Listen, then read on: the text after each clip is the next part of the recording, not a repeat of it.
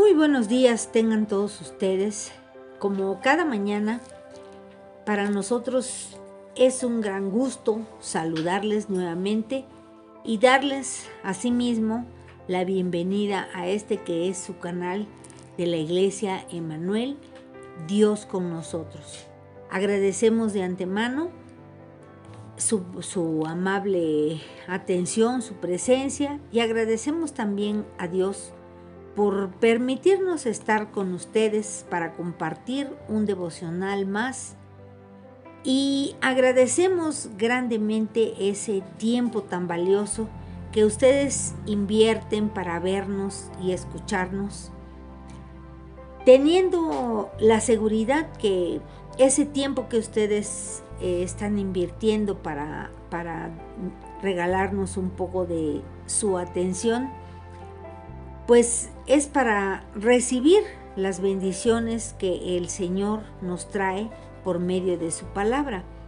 Pero asimismo también ese tiempo no es mal invertido, porque esas bendiciones que nosotros recibimos, el Señor nos trae a nuestra vida su palabra, y le vamos a pedir al Señor que asimismo nos provea de sabiduría y entendimiento por medio de su Espíritu Santo, para que nuestros corazones puedan ser moldeados, educados a través de su mensaje, y asimismo podamos ser edificados en nuestras vidas como cada uno de nosotros lo somos.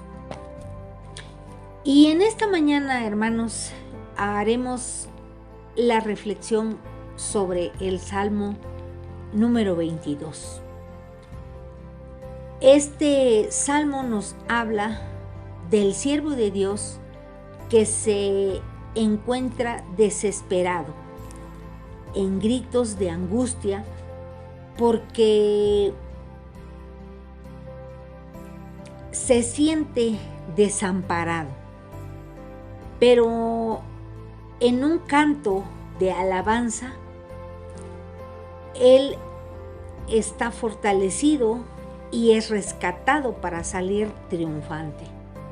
Este salmo, como muchos otros salmos, tiene el título de Al músico principal, sobre Ajelet Sahar, Salmo de David. Ajelet Sahar es una expresión en hebreo que se puede traducir como la gacela de la aurora, y parece ser que el título es el título de una canción, porque este salmo se canta tal vez con esa misma melodía. Cuando Jesús expresó sus sentimientos cuando estaba en la cruz, estas palabras las podemos encontrar en el Evangelio de Mateo, capítulo 27, versículo 46, y en el Evangelio de Marcos también, en su capítulo 15, versículo 34. Dicen los estudiosos de la palabra que es un salmo o canto al músico más grande, con una melodía desconocida por el dulce salmista de Israel. Esto viene escrito en el libro de Samuel, en el capítulo 23, versículo 1. Estas son las palabras postreras de David. Y David dijo a Isaí, que es hijo de Isaí, dijo: aquel varón que fue levantado en alto, el ungido del del Dios de Jacob, el dulce cantor de Israel. Aquí David canta como más que un artista, sino como uno de los profetas más grandes. De esta manera señala a su más grande hijo, que es Jesús el Mesías. Recordemos que esta serie de salmos que estamos estudiando son salmos mesiánicos. Es por esto que el Salmo 22 se considera como una especie de joya. Es especialmente particular, excelente y notable, porque contiene los más profundos, sublimes y pesados sufrimientos de Cristo al agonizar en medio del dolor, de la ira y de la muerte divina.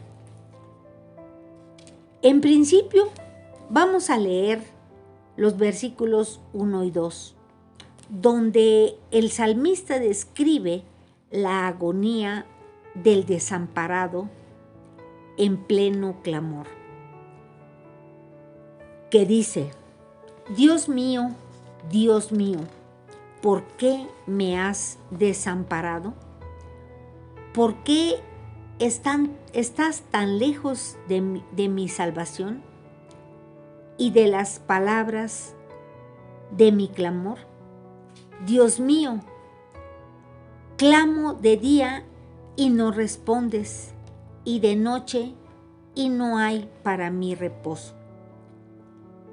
En esta porción de la palabra, hermanos, podemos ver que el salmista comienza este salmo de una manera muy abrumadora y muy inquietante.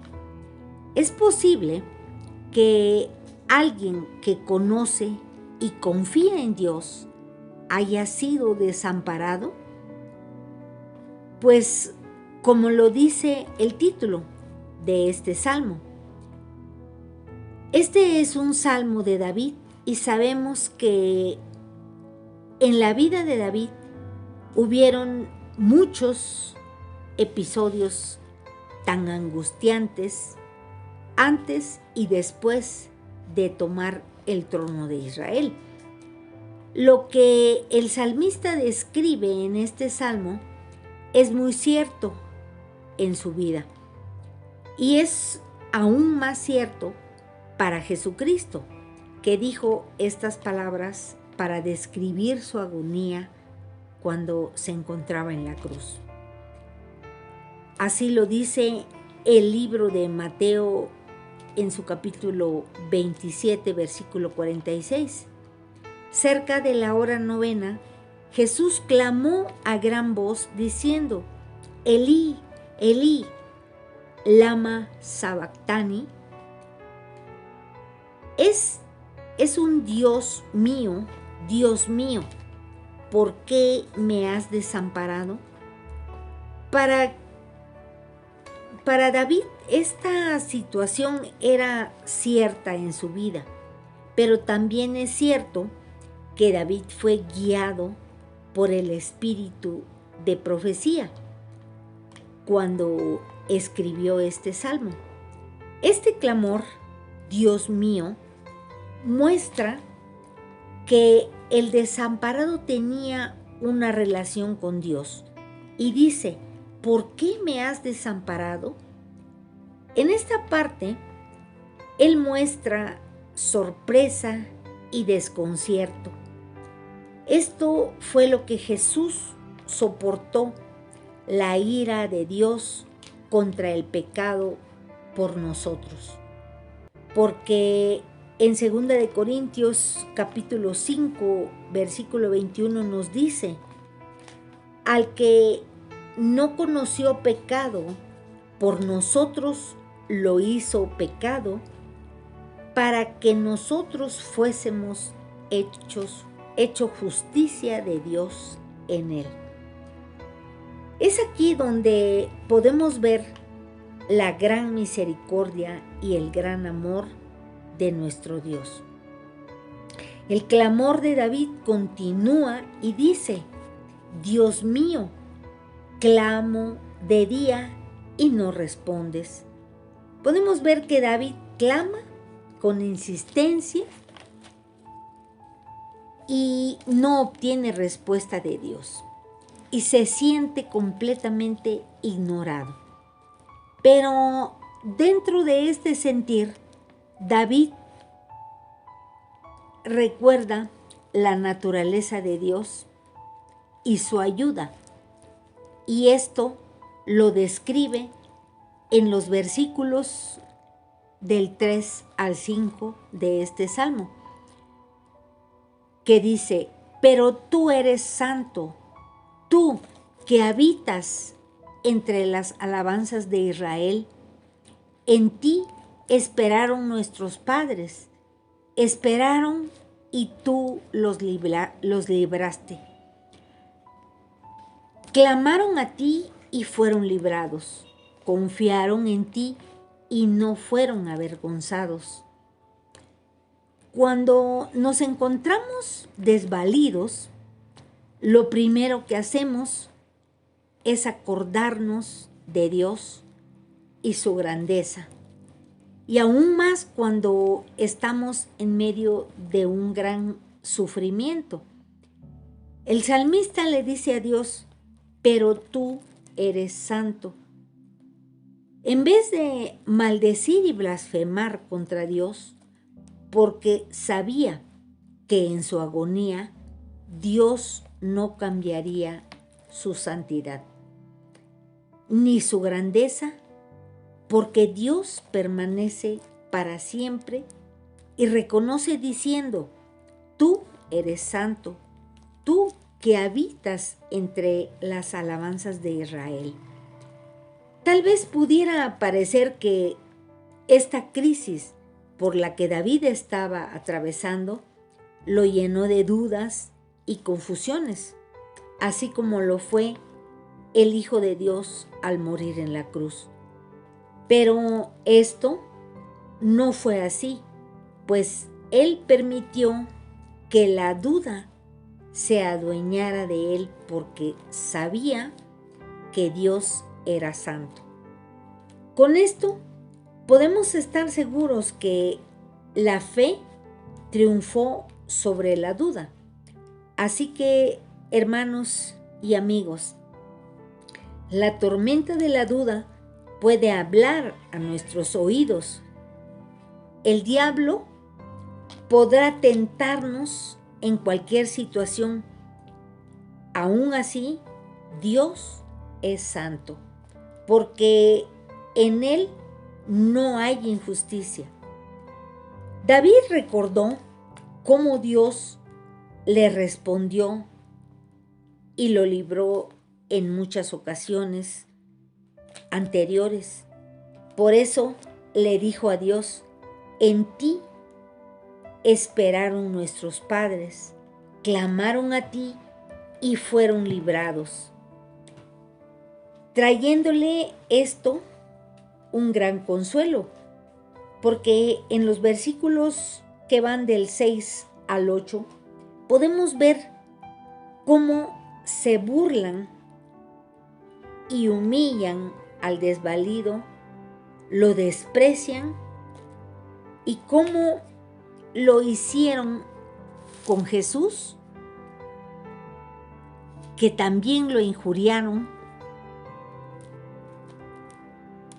Y dice: mas yo soy gusano y no hombre oprobio de los hombres y despreciado del pueblo. Todos los que me ven me escarnecen. Estiran la boca, menean la cabeza, diciendo: se encomendó a Jehová, líbrele él, sálvele él.